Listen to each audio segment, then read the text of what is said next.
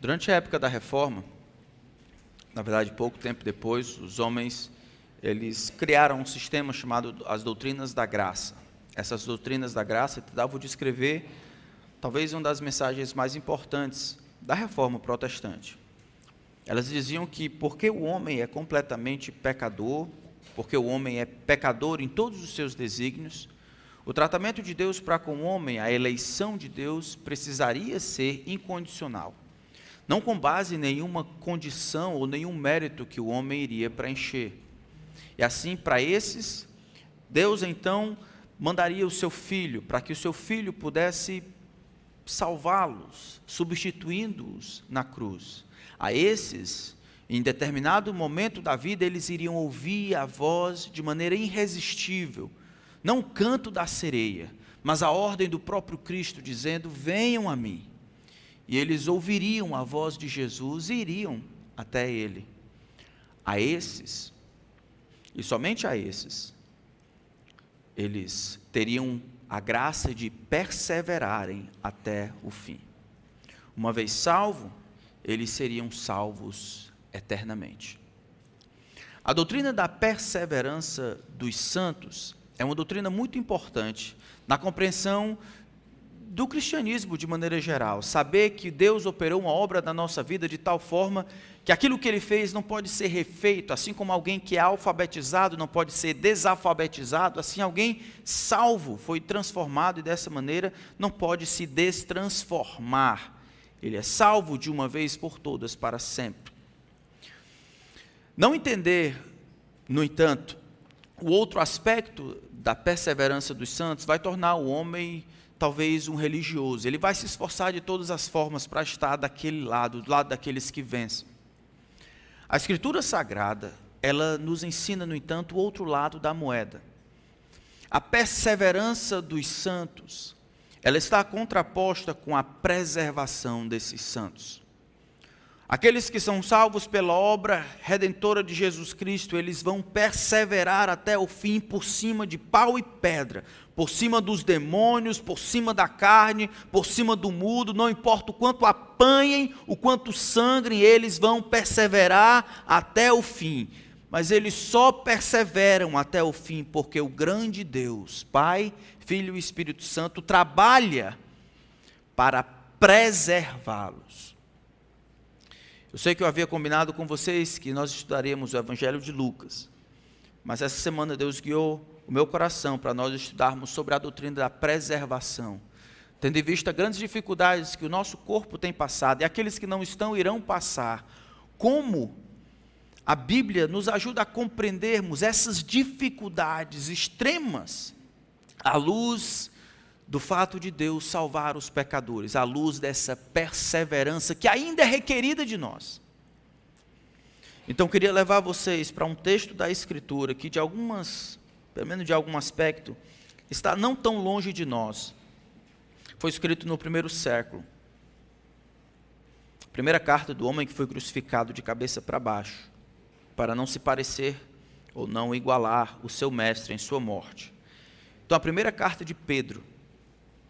Vamos fazer a leitura do capítulo 1, versículo de 3 a 9. Talvez seja importante a gente começar do versículo 1. Primeira carta de Pedro, capítulo 1, verso de 1 a 9. Diz assim a palavra do Santo Deus: Pedro, apóstolo de Jesus Cristo, aos eleitos que são forasteiros da diáspora, no Ponto, na Galácia, na Capadócia, na Ásia e na Bitínia. Eleitos, segundo a presciência de Deus Pai, em santificação do Espírito, para a obediência e a aspersão do sangue de Jesus Cristo. Que a graça e a paz lhes sejam multiplicadas. Bendito seja o Deus e Pai de nosso Senhor Jesus Cristo, que segundo a sua grande misericórdia, nos regenerou para uma viva esperança, dentre os mortos, para uma herança que não pode ser destruída, que não fica manchada, que não murcha, e que está reservada nos céus para vocês, que são guardados pelo poder de Deus, mediante a fé, para a salvação preparada para ser revelada no último tempo. Nisso vocês exultam, embora no presente, por breve tempo, se necessário, sejam contristados por várias provações, para que, uma vez confirmado o valor da fé que vocês têm, muito mais preciosa do que o ouro perecível, mesmo apurado pelo fogo, resulte em louvor, glória e honra na revelação de Jesus Cristo. Mesmo sem tê-lo visto, vocês o amam. Mesmo não vendo agora, mas crendo nele, exultam com uma alegria indescritível e cheia de glória, obtendo o alvo dessa fé, a salvação da alma. Vamos orar, irmãos. A tua palavra que está aberta, Senhor, diante de nós. Eu peço que o Senhor não nos permita fugir do que ela tem a dizer. Que ela seja a nossa regra, aquela linha sobre a qual o nosso pensamento, os nossos argumentos, o discurso, tudo é construído. Eu peço a Ti, Espírito Santo, que conduza o pensamento do Teu povo, que desterre os trabalhos do inimigo para empatar, para atrapalhar, distrair, de maneira que a Tua palavra caia em boa terra nessa noite. Que ao final desse tempo, aqui, agora e para sempre, o Senhor Jesus Cristo, somente Ele, receba a glória que é dele por direito. Oramos em seu nome. Amém. Veja que Pedro, ele abre a carta falando para quem ele está escrevendo, pessoal espalhado na diáspora, pessoal que havia fugido de alguma forma para esses cantos, Ponto, Galácia, Capadócia, Ásia e Bitínia. Ele descreve esses homens como sendo eleitos segundo a presciência de Deus Pai, em santificação do Espírito Santo e na aspersão ou na obediência do sangue de Jesus Cristo. Ele coloca então as três pessoas da Trindade como participantes do que estava acontecendo. Pedro escreve numa época muito difícil, metade ali do ano 60, ou ali em meados do ano 60 do primeiro século, o imperador havia assumido o poder, o nome dele era Nero, a besta. Ou alguns pensavam naquela época que ele seria o anticristo, por causa das grandes atrocidades. Ele encontrou alguém para culpar, ou para descarregar o seu ódio, a sua loucura, um povo que não lutava com as armas, um povo que não clamava por liberdade, um povo que sucumbia, que poderia servir de alimento para as bestas feras durante a época do circo no Coliseu, sem fazer muito drama, apenas orando e se entregando às feras. Ele encontrou nos cristãos uma maneira de ganhar notoriedade, de satisfazer os seus desejos terríveis, não somente imorais, mas de atrocidade. Nessa época é que o cristianismo está ganhando proporções em todo o império. Pedro escreve exatamente quando os cristãos estão vivendo numa época de grande dificuldade. Existe perseguição estatal, existe má compreensão dos seus pares, existe uma diferenciação que finalmente aconteceu entre o cristianismo e o judaísmo, e se o cristianismo poderia receber a atenção do império para exercer sua religião, o cristianismo não. A ausência de adoração ao imperador era permitida ao judaísmo, não ao cristianismo. Então, quanto tempo passa e esses dois sistemas de crença se separam, o cristianismo começa a ser grandemente perseguido. Pedro tem uma mensagem. A mensagem é simples. Vocês precisam aguentar firme. Vocês não podem se dobrar quando o mundo cai sobre vocês.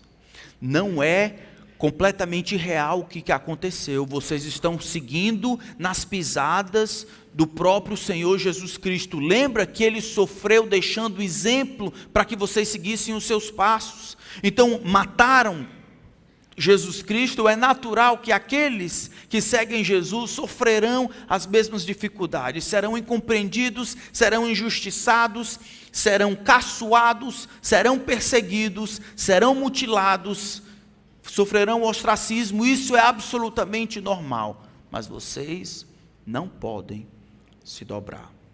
Vocês precisam perseverar até o fim. Se Pedro apenas dissesse isso, que nós precisamos perseverar até o fim, seria uma história até meio difícil. É como se tudo tivesse caído no nosso colo e a gente tivesse agora a responsabilidade de se ajudar. É como nós tivéssemos a responsabilidade de nos manter em pé sem pernas.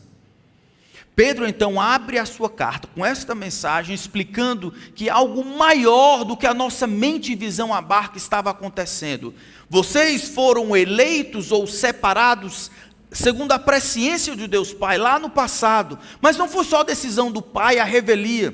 O próprio Espírito no tempo e no espaço separou vocês dentre tantos outros para pertencerem a Ele. E para que vocês se aproximassem do Deus Trino, Ele aspergiu o sangue do seu Filho sobre vocês. Vocês estão ali como a atenção das três pessoas da Trindade. Não com base em nada que vocês fizeram, ou que vocês iriam fazer, ou que são, mas com base na graça de Deus.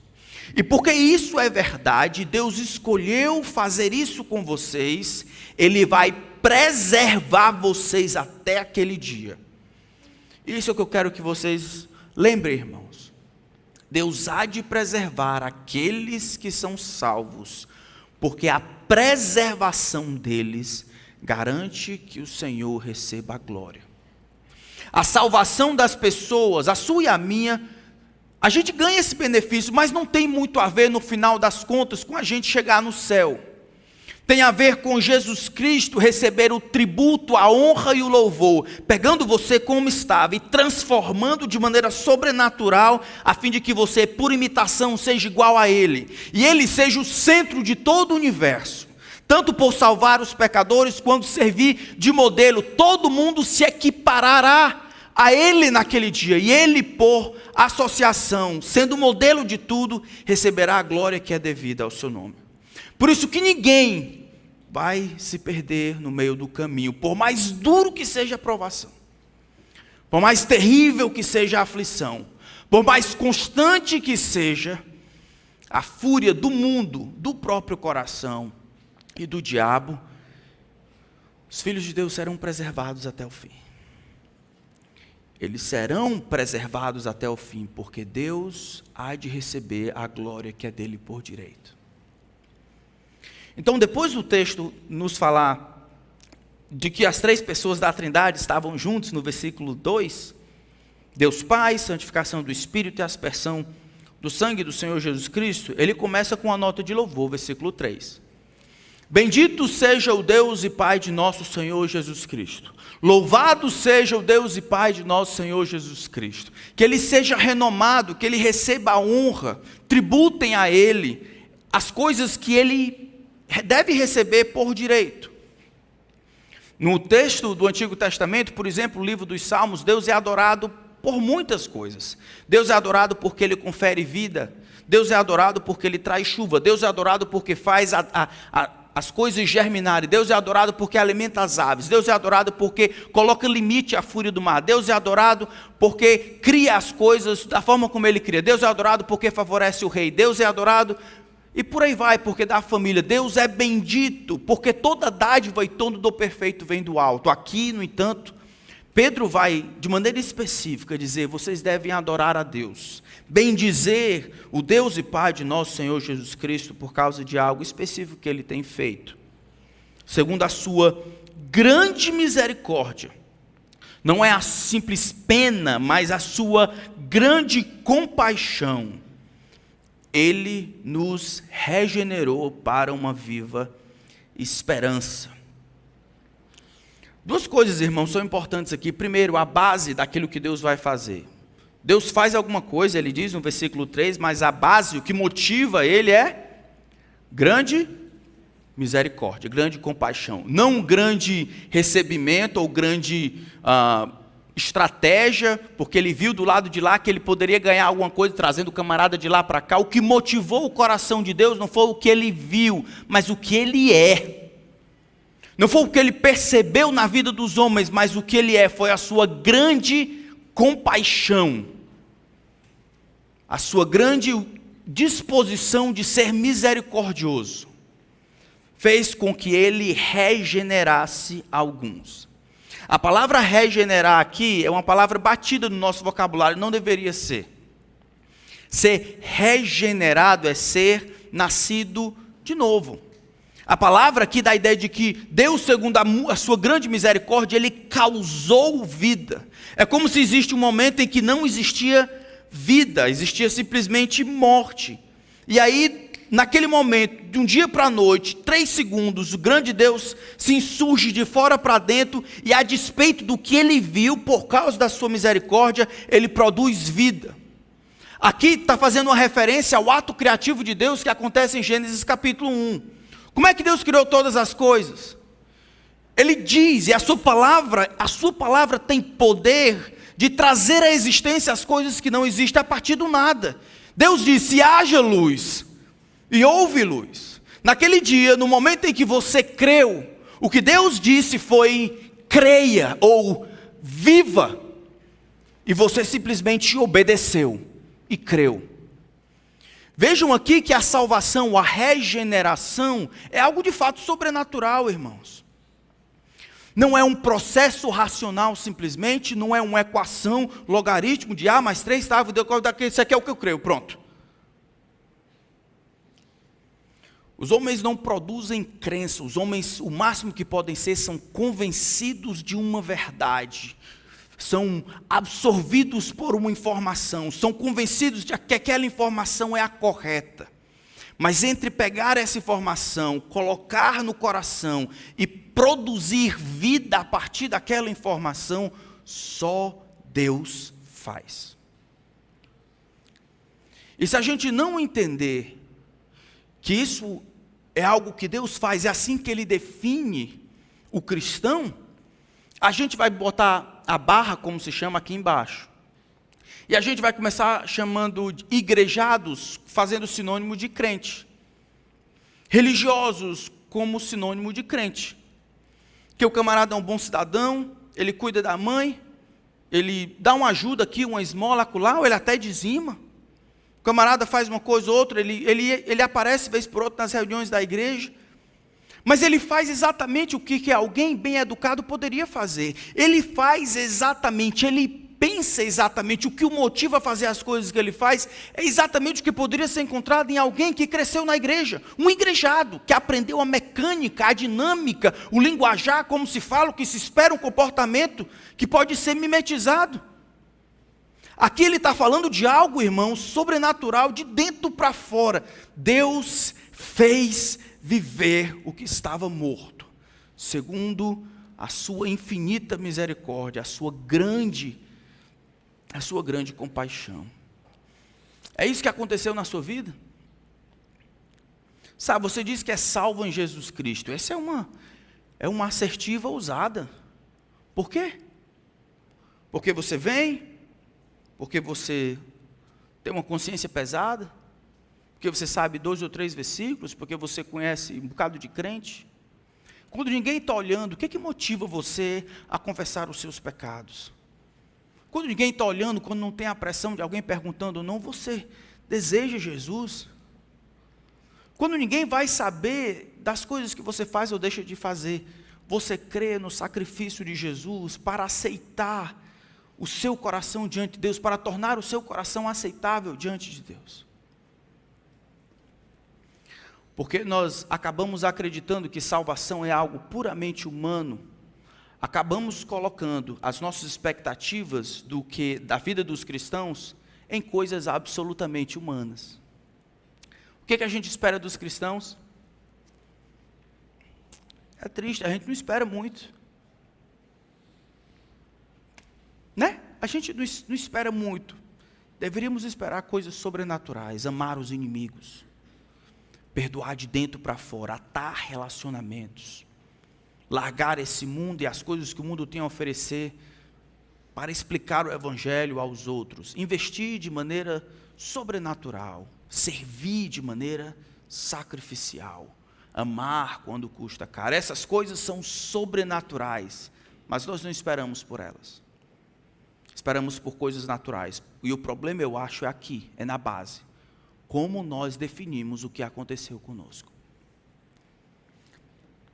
Eu lembro, irmãos, o que aconteceu comigo, e é para onde eu vou muitas vezes na minha vida. Eu lembro como eu vivia, eu lembro o que eu pensava, eu lembro o que me trazia prazer e alegria, eu lembro o que motivava a minha vida, eu lembro que quando o Senhor Jesus produziu vida, eu lembro que algo diferente foi colocado ali, não foi uma lavagem cerebral, não foi uma coisa aprendida, foi uma coisa colocada de fora para dentro, e ali minha vida toda mudou. Eu não preciso ser padrão, mas quando eu olho na Escritura, quando eu olho Pedro escrevendo a salvação, ele descreve a salvação como algo sobrenatural. E eu espero que isso seja na sua vida, porque a gente só vai conseguir compreender o restante do texto e viver o restante do texto se a gente puder olhar para o nosso coração e ver: Deus produziu vida onde só existia morte. Eu estava morto em meus delitos e pecados. A ação foi unilateral, de fora para dentro. Deus tomou a iniciativa. A despeito dos meus pecados, Ele produziu vida onde não existia nenhuma. Mas o texto continua. Diz que, motivado por essa grande misericórdia, Ele causou vida, Ele produziu vida, Ele fez com que vivêssemos. E vivêssemos para uma viva esperança. Interessante que ele usa duas coisas: e vivêssemos para uma viva esperança. Vivêssemos não para agora, vivêssemos para esperar, vivêssemos para ter condições de esperar nas coisas que ele prometeu que nos daria naquele tempo. Essa esperança é tida como viva porque ela não consegue morrer. Ela é viva porque ela é baseada na ressurreição de Jesus Cristo, mediante a ressurreição de Jesus Cristo dentre os mortos. Tudo que Deus produziu, essa regeneração, essa nova vida, esse nascer do alto, esse nascer de novo, tudo que Ele produziu baseado, ancorado, motivado pela sua grande misericórdia, mas baseado na ressurreição de Jesus Cristo. Isso é, assim como Jesus foi ressuscitado dentre os mortos para a glória do Pai, assim como Jesus, Ele foi removido do túmulo fisicamente, assim todos nós, salvos em Jesus Cristo, fomos removidos daquela desgraça de vida, aquele pecado que nos corrompia, aquela vida de morte, fomos removidos. Não viver em novidade de vida, asseverando que Deus nos salvou, da mesma forma que ressuscitou a Jesus Cristo, é falar mal a respeito do poder que emana do túmulo vazio. Essa nova vida que nós vivemos é baseada no mesmo poder que fez com que Deus o Pai ressuscitasse a Jesus Cristo dentre os mortos. Olhava-se para Jesus, era um outro homem, ainda era Jesus, mas uma outra pessoa, um corpo glorificado. Do mesmo poder ele diz: olha, Deus fez a mesma coisa, por causa da sua misericórdia, ressuscitou Jesus. E ressuscitando Jesus, Ele ressuscitou vocês. Ele fez com que vocês vivessem de novo, vivessem de uma maneira diferente, vivessem do alto, vivessem uma nova vida. Essa nova vida, então, é pautada nessa nova esperança. Essa esperança que aparece no final, no versículo 3, ela tem um conteúdo similar daquele que acontece no versículo 4. Prestem atenção.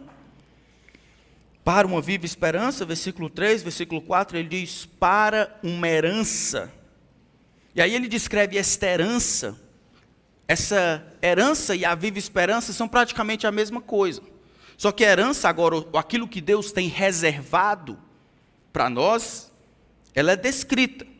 Ela diz que ela não pode ser destruída, ela está completamente segura, ela não pode ser manchada, ela não pode ser contaminada pelo pecado, ela não murcha, isso é, ela não tem a entropia incidido sobre ela, ela não vai se acabar, ela não vai se deteriorar com o tempo. Esta herança, esta porção que Deus tem reservado para aqueles que Ele salvou, diz que ela está reservada ou guardada. No final do versículo 4, reservada nos céus para vocês. A nossa herança, irmãos, o que Deus vai nos dar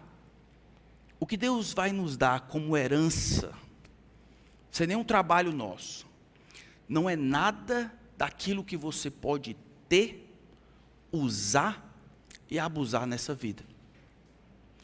tudo que você tem aqui, que pode ser, na verdade é da mão de Deus, do Deus misericordioso e bondoso, desde a roupa que você veste, o carro que você tem, a energia que você tem, as habilidades, as sinapses que rodam no seu cérebro, todas essas coisas são dádivas do grande Deus para você, mas todas elas não podem ser a realidade última da herança que Ele tem reservado para você. Sabe por quê? Porque os seus pensamentos, as sinapses aí que rodam para você adorar a Deus, também rodam para você trair os relacionamentos que você tem, blasfemar dos compromissos e alianças que você tem, pensar o que não deve, porque as coisas que você tem aqui, todas elas se perdem com o tempo, elas se acabam com o tempo. Se Deus abençoasse você e a mim apenas com carro, casa, comida lavada, não, a comida tem que ser lavada também, é verdade. Casa, comida, roupa lavada. E 3 mil por mês, isso era nada. Aquilo que Deus tem reservado para nós não é daqui. Não pode ser daqui, porque essas coisas aqui se acabam. Sua saúde que Ele lhe deu, vai se acabar um dia. A casa, vai precisar de reforma. O carro, vai precisar trocar. A inteligência, um dia, talvez, se acabe. Não é? Todas as coisas que vêm para cá ficam aqui. Você não pode esperar e depositar as expectativas de que Deus, da herança que Ele tem reservado aqui, irmãos, do contrário, a gente vai se frustrar. Agora, eu estou dizendo aqui contra o mundo inteiro. E até gente que abre a Bíblia vai dizer que essa é a única maneira como Deus abençoa os seus. Ele dá essas coisas para Ele dá mesmo. Mas isso não é nossa herança. O texto diz, nossa herança está reservada aonde? Nos céus. Essa teologia da prosperidade é a teologia do avestruz, pegando o pessoal pelo cabelo e socando a cabeça deles dentro do buraco aqui, como se essa maneira como Deus trabalhasse. O máximo de Deus dá um bocado de dinheiro para a pessoa, sim, vai passar o tempo, isso vai se acabar, é tudo que você quer? Isso faz parte de como Deus salva os seus. Agora, pessoas não regeneradas não vão entender isso. Investir na obra de Deus, eles não vão entender. Eles vão fakear uma piedade, mas Deus sabe o coração. Pessoas não regeneradas não vão se preocupar com essas coisas, eles querem daqui. Tudo que eu puder deixar de fazer, deixar que os outros façam, para que eu tenha aqui, construa o meu negócio e arranje as coisas aqui e fique bem, eu vou ter. Eu vou fazer isso. E eu vou ver nisso como Deus talvez me abençoando, irmãos. Não pode ser assim. Deus regenerou você para uma viva esperança. Uma esperança que não pode ser maculada pelo pecado. Porque as coisas que você faz aqui, as construções grandes que você faz, ainda são manchadas por motivos errados algumas vezes. Distorcidos. As coisas que Deus lhe dá como bênção, não pode ser o final das contas, porque vão se acabar com o tempo. Elas não podem ser assim. Deus está reservando isso no futuro. A palavra reservar aqui tem uma conotação muito legal. A conotação é de uma torre bem alta, onde lá no topo está aquilo que a pessoa, que o reino deseja preservar. Para chegar lá existe apenas uma entrada. Dessa torre, de uma entrada, existem vários muros que são construídos para retardar e proibir que qualquer pessoa que não deva chegue lá e assalte, roube, tome, destrua e mate. Deus tem preservado esta herança e mais na frente no versículo 5, a nós. Deus tem protegido a doutrina da preservação dos crentes, vem de textos como esse. É muito interessante como Pedro fala aqui, ele diz, ele começa da regeneração, vocês foram regenerados para uma viva esperança, que está reservada para vocês no céu. Quando é que a gente vai receber nossa herança, então? Chegarmos no céu. Então ele começa falando no começo, Deus deve ser bendito, bendito Deus e Pai de nosso Senhor Jesus Cristo, que nos tem abençoado. Ele nos tem regenerado por causa da sua muita misericórdia e tem nos dado uma herança viva, uma herança que não se perde, que ela está guardada, rendendo Ela vai ser dada quando você chegar no céu. O que tem no meio do caminho? O agora. O hoje. Isso é o que tem no meio do caminho. Mas Pedro, ele coloca as duas pontas da eternidade. Ele vê a salvação como um grande pacote, como se o início ele demandasse que houvesse um fim. Como se o fato de Deus causar vida, produzir vida, decidir misericordiamente salvar alguns, demandasse que Deus preservasse durante o longo caminho, nas dificuldades, e sustentasse eles até o fim. Ele não é o único que faz isso. Se vocês abrirem João capítulo 6, lembra o que Jesus diz? Vamos abrir lá, João capítulo 6.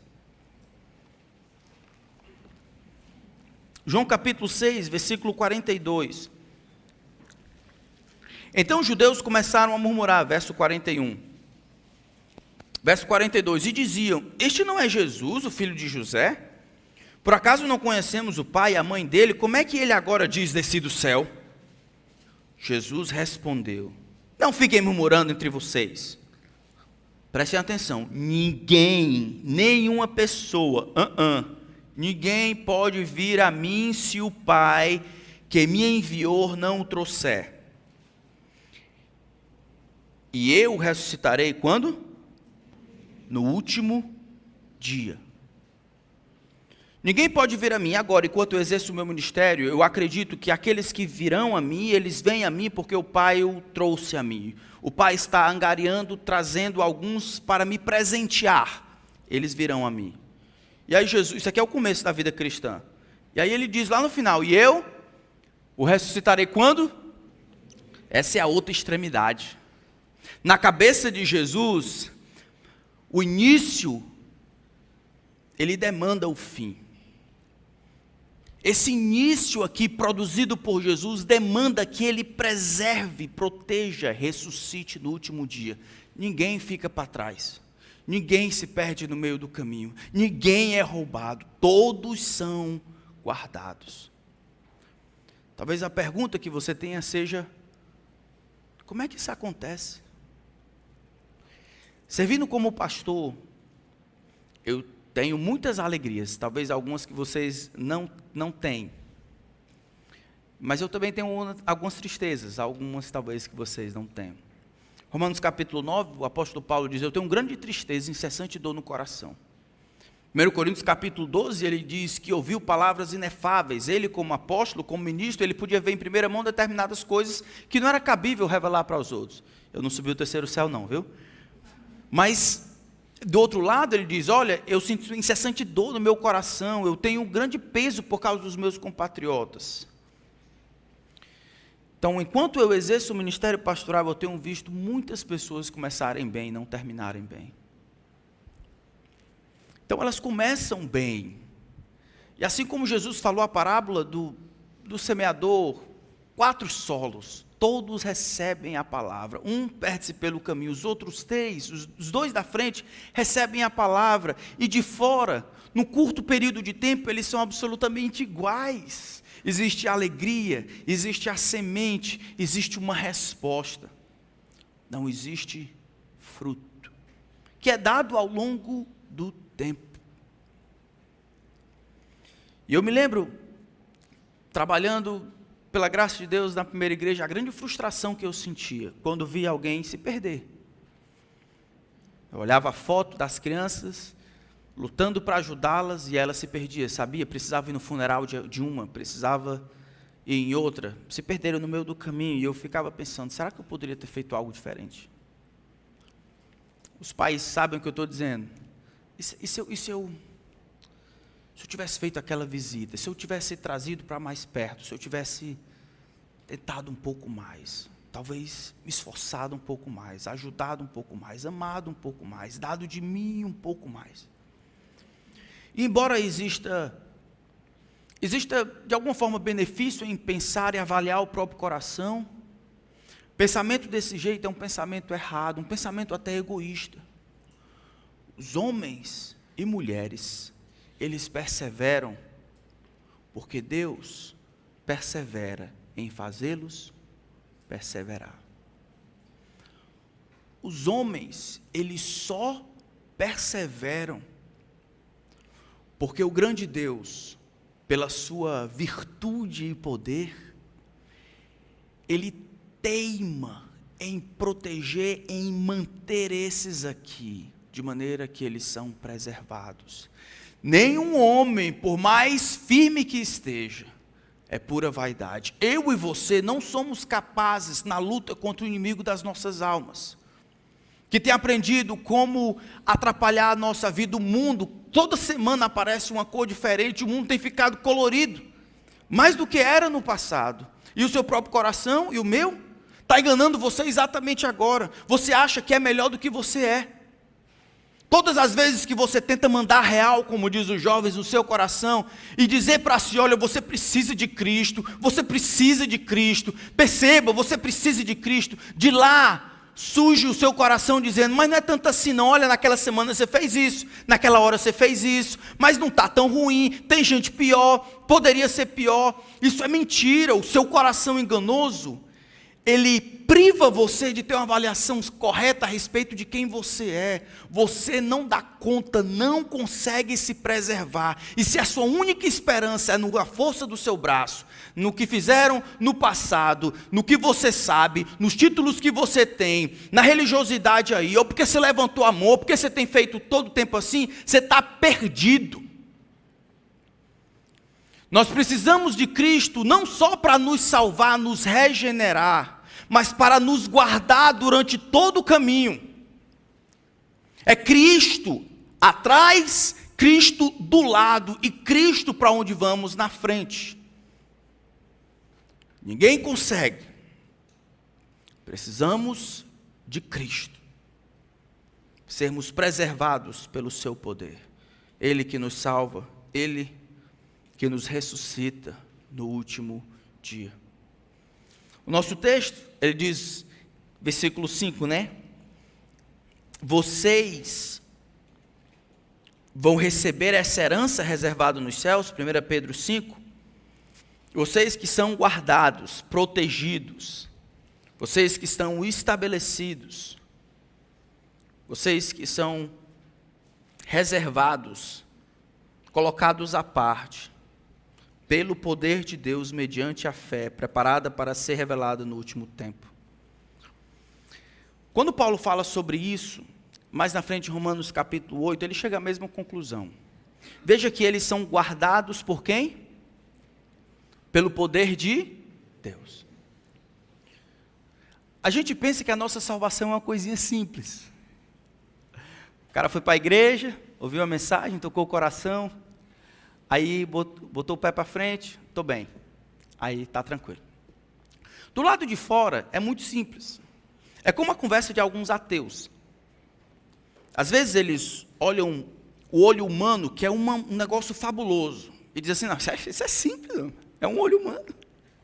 Isso é simples. Olha o batimento cardíaco, ou a estruturação, o progresso de um bebê, de embrião, para um homem feito, com todas as informações contidas lá, e o desenvolvimento ao longo das semanas, sem rápido demais, sem demorado demais, tudo direitinho. Ele olha, besteira, é um conglomerado de células. Às vezes a gente faz isso, damos respostas simples para aquilo que aconteceu. São as 3 pessoas da Trindade trabalhando desde antes da fundação do mundo para trazê-lo para perto de Cristo. E ele não somente tomou e depois disse assim, muito bem, agora é contigo. Porque se ele dissesse assim, no próximo segundo, ou você, ou o mundo, ou o diabo, iria tragar a sua própria alma. É o poder de Deus que guarda os seus. Sabe por quê? Porque esse é o único poder que não encontra rivais. Nenhum outro poder no universo poderia preservar os homens salvos. Nenhum anjo, nenhum arcanjo, nenhum querubim, nem a igreja, ninguém pode salvar e preservar e manter salvo dos grandes ataques. É Deus, do começo ao fim, de fé em fé. Só Deus pode fazer isso.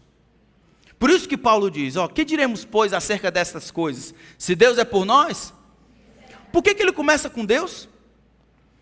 O que ele diz assim, a ideia que ele está dizendo é, rapaz, é muito simples. Se Deus está por mim, não importa quem está do lado de lá. Se Deus é por nós, quem será contra nós? Eu tenho que tentar um jeito de estar bem com Deus. Porque pode ser o inferno e todos os seus demônios do lado de lá. Deus comigo aqui, o negócio está ganho.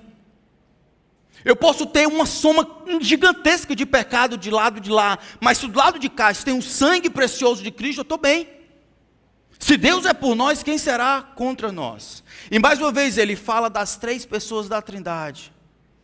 Porque eu estou bem certo de que nem morte, nem vida, nem anjos, nem principados, nem a coisas do presente, nem do porvir, nem poder, nem criatura poderá separar-nos do amor de Deus. O amor esse, unilateral, um amor que tomou a iniciativa, um amor movido simplesmente por compaixão, que está em Jesus Cristo nosso Senhor.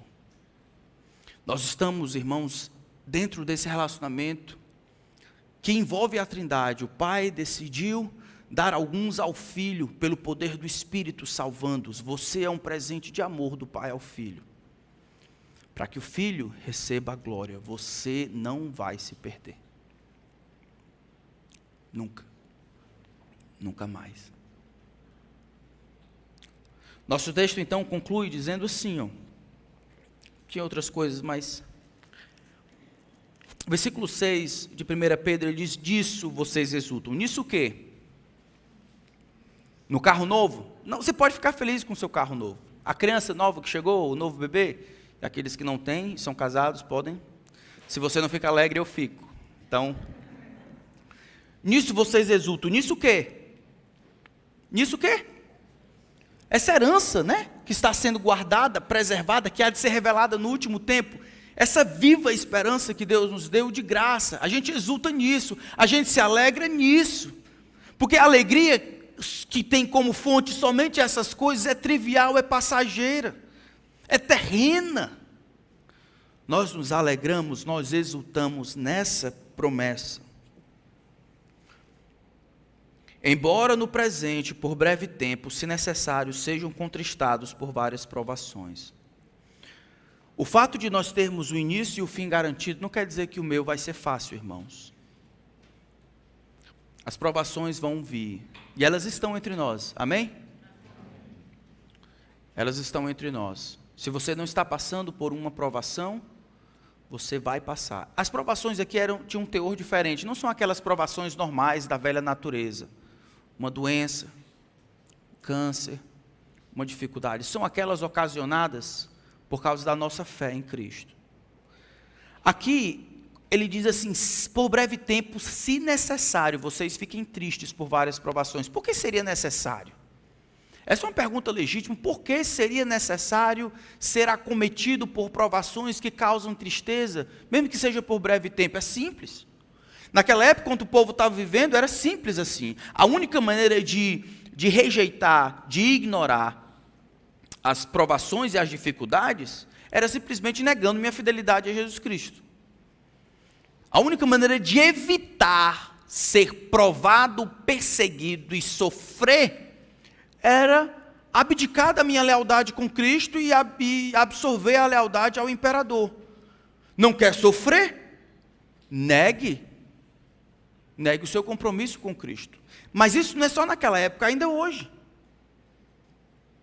Todos nós temos uma parcela de sofrimento que nós precisamos pagar, não porque estamos nesse chão, não porque estamos por causa do pecado, mas porque eu e você somos leais a Jesus Cristo. Isso vai custar. Custou naquela época, custou 50 anos depois, custa até agora, custa hoje em outros lugares do mundo. Uma coisa simples, há um tempo atrás eu estava conversando com uma que trabalha na repartição pública e o patrão, o chefe, pediu para ele assinar uma coisa que não existia. E ele, porque era crente, decidiu não assinar. E aí então agora na avaliação posterior, o chefe dele acabou dando uma avaliação negativa. A coisa simples para evitar a perseguição, evitar a dificuldade de ficar bem na fita, era, eu assino. Vai ser assim na escola, vai ser assim com os seus filhos. À medida que o tempo vai caminhando, vamos ler o tempo que estamos vivendo, vai ser assim. Aqueles que quiserem ser amigos do mundo, esses vão ser benquistos pelo mundo. Aqueles que quiserem ser amigos de Deus, esses serão perseguidos, de maneira incipiente, mas também de maneira declarada. Haverá necessidade, algumas vezes, de nós sermos perseguidos por causa da nossa fé em Jesus Cristo. Essa perseguição, essa dificuldade, essa provação, vindo sobre nós, testa, confirma a genuinidade da nossa fé. Versículo 7, para que uma vez confirmada, o valor da fé que vocês têm, muito mais preciosos do que o ouro, mesmo apurado pelo fogo, resulte em louvor, glória e honra na revelação de Jesus Cristo. O que a provação faz não é testar a profundidade da fé, tá bom? Vem a provação, as demandas por causa do meu compromisso com Cristo, e aí a maneira de evitar o sofrimento é abrindo mão da minha lealdade com Cristo. A provação vem não para testar a profundidade da fé, mas se a fé é genuína, se a fé existe. Então, se você está aqui e tem feito vista grossa para os pecados e os subterfúgios que você tem feito, angariando a amizade do mundo, traindo a amizade de Deus, dizendo para si e para Deus, não é porque eu não sou muito bem firme, é porque minha fé ainda não é muito forte, eu só tenho 38 anos que tenho frequentado a igreja, mas o que é isso, né, rapaz? Nos próximos 38 eu vou ficar massa. O pastor está cobrando demais. Não é a profundidade da fé, mas a existência, o valor, se ela é genuína ou não. Lembra de Lucas 17? 7 vezes o teu irmão pecar contra ti e de vir para lá e dizer, estou arrependido, o que é que você tem que fazer? Perdoa-lhe. Os discípulos, assim como eu e você, como é que é, Senhor? Aumenta-nos a fé, nesse negócio aí, perdoar 7 vezes 7? No dia? Não. Isso é uma coisa muito profunda, é de Daniel para lá. Deve ser Daniel, Zacarias, Malaquias para fazer um negócio desse, mas euzinho, o Zé? Não. Aumenta a minha fé, me dá uma fé aí gigantesca, então eu vou conseguir te obedecer. A resposta de Jesus é simples. Se você tiver fé bem pequenininha, do tamanho do grão de mostarda, vai dizer aquela moreira, passa daqui para lá e será feito. Em outras palavras, deixa que o negócio de sem vergonhice. De botar a culpa no tamanho da fé. Não tem nada a ver com isso. Porque se a sua fé for pequenininha, em outras palavras, se ela existir,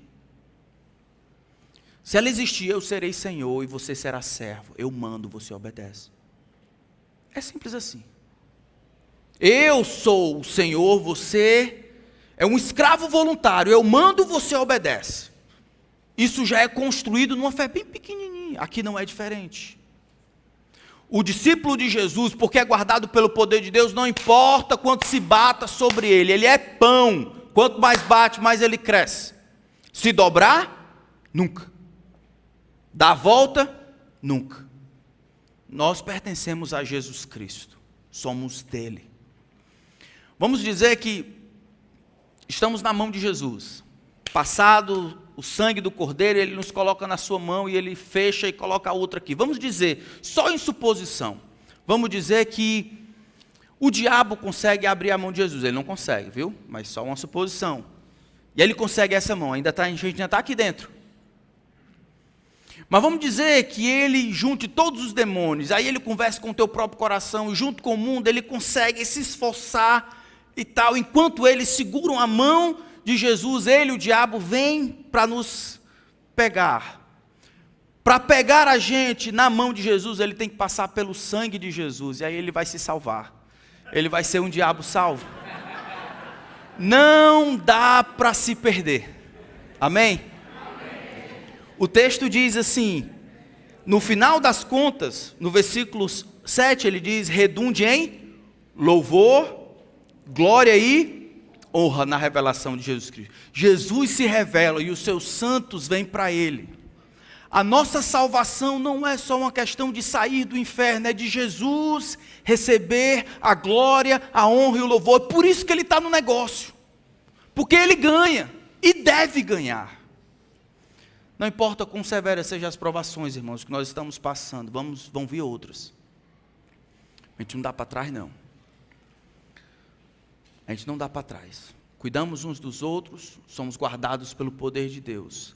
Deus deve receber a glória. E por isso, nós devemos perseverar.